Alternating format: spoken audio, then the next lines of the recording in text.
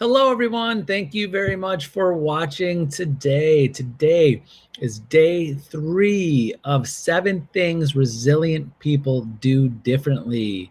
And today, the topic is habit 2 and 3. Basically, habit 2 is the power of postures. And 3 is the ability to focus and how to build those ability to focus. So it's just going to be a few minutes today going over this the summary of these parts of the book, but please get it. It's more in detail than the summary I'm going over. But first, the power of posture. If you've ever heard this, as soon as I started reading this chapter, it reminded me of that basic sales skill, or not skill, that tool or process of, did you ever hear about when you make sales calls or when you're calling people to have a mirror in front of you so you could see yourself talk and smile? I started that for a while, but I never used the mirror for a long period of time. But I remember that when I first got in real estate back in 1992, back when dinosaurs roamed the world.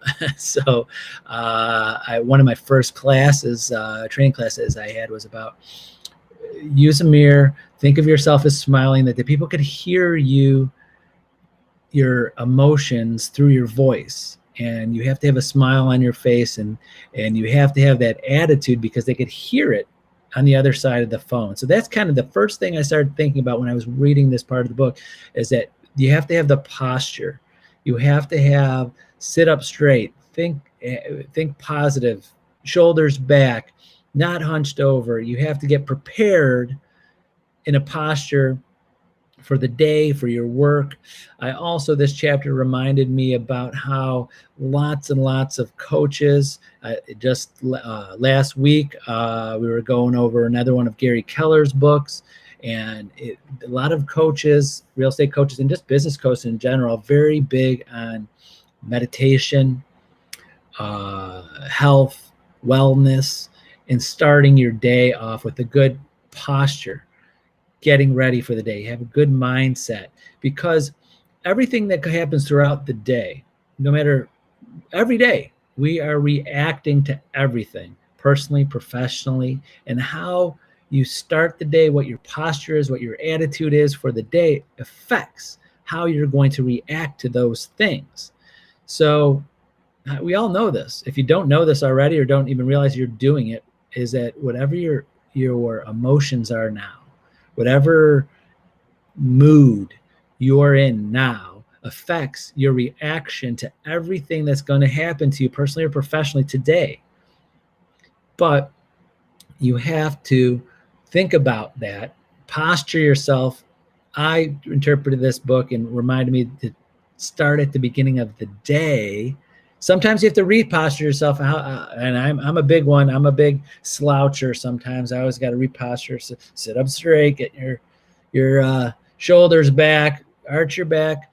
You might have to do that throughout the day with your focus, with your thought process, with your attitude, because if you're a busy person, professionally, personally, they're going to come across different people, different situations. I know, as a broker and owner of my office, a dozen calls or more every day, handling situations, handling people, handling things, helping agents, helping buyers, helping sellers. Everyone's different. And if I have the worst call in the morning, the worst situation, sometimes I catch myself throughout the day. I'm like, wow, how I'm reacting to everybody else towards the end of the day is all because of how I started my day. So sometimes I take a deep breath, take a break, halfway through the day, going, wow, I can't, my decisions, how I react, how I respond, I could even see it in decisions, and how I suggest how agents handle things is all sometimes affects by my start to the day or what's happening. So reposture yourself. The point I'm getting at is, throughout the day, you can reposture yourself. Take a mental break. Get into that mood. Smile. Get into a positive attitude, because it does help. It does. If you don't know that already, it does help. So you might have to take those mental breaks. My interpretation is you can reposture yourself. If the day starts out bad, you have something that happens in a transaction, the other agent's not being helpful, or they're not responding, or the seller's taking out their frustrations out on you. Reposture. Take a mental break for a minute. Understand that there's going to be a different stimulus, a different client coming to you on the phone or in person right after you, and you're going to handle that a little bit differently. I know that there's a lot of people and agents that have a hard time doing this. I see it. I see it almost every day. So sometimes it's like, listen, a lot of people are not reacting, or not, the stimulus you're getting from other people, they're sometimes not doing it on purpose. That's the one thing I say. So sometimes people, most of the time I feel, because I think most people are good people, they're not taking out something on you and it's not personal. Some people take things so personal, gets them into a bad mood, gets them into angry, gets them frustrated, and then that affects how you're responding to everything else for the rest of the day. So one step or habit 2 today is adopt a positive, powerful posture mentally, physically. Smile, shoulders back.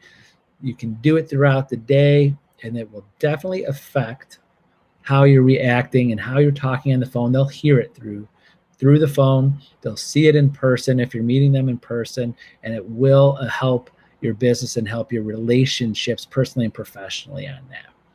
The third habit is building your ability to focus.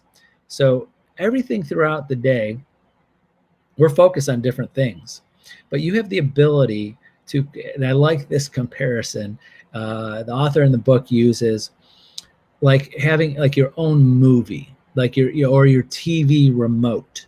Like when your TV remote, you can control the focus, you control the brightness, you can control the color, you can control the contrast, and think of it that way. And that I never heard that analogy before, but I really enjoyed it. Is that you have the ability, anything that comes at you, your focus every day is when something comes at you, and you use in the book an example, there's two people and both lose their jobs. What are the two people focusing on? There's the one focusing on the negative side of things, like, oh my gosh, I'm never going to get another job like this. I'm not going to get the same pay. My life is over. Ho-hum negativity. And then you got the other extreme. Could be someone that just says, wow, this might be a blessing in disguise. I have the ability, now I'm free to choose a different career path, or find a different company, or find a different path of life, of career. With real estate, the twist I'm doing with real estate is, I used this with an agent yesterday, and really resonated with her, is that every client is a new business. We're just in the same industry every single time. I mean, that's my take on it. So again, what I said was, every client is a new business, it's a new opportunity, it's a new relationship, but we're in the same industry each time. So you have a bad experience, because I hear this several times, too many times every year. I hear from agents, that's it, Tony, I'm done with real estate. I can't handle it anymore. These people are driving me nuts. I can't do it. Can't do it anymore. I'm out. And I say, refocus. Think about all of those clients that you helped. They were happy, starting their first home, starting a family, got them. They were so thankful and grateful. We sometimes focus on the clients that we don't ever want to work with again than the ones that we helped and enjoyed helping and know that we made a difference. Remember, not to go off tangent, you make a difference. You are responsible for one of the biggest purchases that people make. Not just purchases. This is not a car.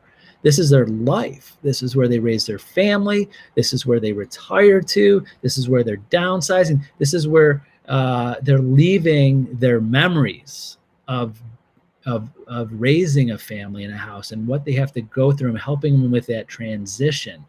We forget that as realtors sometimes is what to focus on. If you really focus on every day of how you are helping people, even though they don't see it sometimes, don't treat you like that sometimes, you got to really focus on that. So the real estate twist I'm putting on this part of the chapter is build your ability to focus. Is every one of your clients, you're helping in a way. You're always helping. You're not hurting them. They have to buy, they have to sell for a reason. Doesn't matter what the reason is. You're helping them move to the next step, move to something, get to the next step, helping them with the process. There's so many scenarios. Their first home, having a family, downsizing, retirement, and some of even the helping families with loss, and selling the family home. And I have agents that have cried and laughed and experienced all these things. So what I love about real estate is that you get to experience this with the people. So focus on that. Make sure you focus. If you have one sale a year or 100 sales a year or 20, focus on you're helping people and focus on that. So when I sit there on the phone with a buyer or seller because the agent is having trouble communicating with them, that's what I know. There's something in the background of the buyer and seller, because when our agents are trying to help, it's sometimes hard for them to focus on what's really they're doing, and they're just focusing on trying to get them through the one task. Like, I know you want to close tomorrow, but you can't move out Friday, or you need your money and from your proceeds tomorrow or this morning to buy your next house, and the buyer doesn't understand. There's 1,000,001 different scenarios, but that's the first thing I think of. I'm helping these people understand the process. I'm helping them move on with their life, and I know that I'm doing something good no matter how they're treating me. So I know I'm kind of going off a little bit tangent. I'm giving you real estate samples or examples to how to use that remote control, focus, brightness, color. Remember what you're doing and not how sometimes people are treating you. If they're, don't get sad. I mean, don't get mad. Don't get frustrated. I mean, you can, but then go back to what I said. Maybe you say, I got to call you back later. Or if it's an email, oh, please, personal opinion, emails, one paragraph. That's it. No books. That's what the phone's for. That's my personal training. Pick up the phone, smile, figure out what they want, work it out, know that you're all on the same team. So when negative things happen through you, so the point of the day with this is, when negative things happen to you in transactions, in business, and clients, other agents, is take a step back, re-posture, smile, know that you're all trying to find a resolution, and try to get focus on what's most important to your buyers, to your sellers, and what they want to accomplish. And you know that you're helping them, almost no matter what way things go, you're trying to help them. Even though when people can't come to terms, buyer and seller, you're helping them. So you are on the right side. You're doing the right thing. Sometimes the communication's not there. So that was my real estate spin on all of that. Those two habits is, one, always think about your posture, your physical posture, your mental thoughts of being positive and seeing the positive side of things that are going to happen. And then build your ability to focus on what's important, because stimulus is going to come at you, different things come at you every day. And what you focus on, and what the most important thing is, are you going to focus on the negative thing and go down that negative path? Or are you going to focus on the positive things and help with the positive things with people and yourself?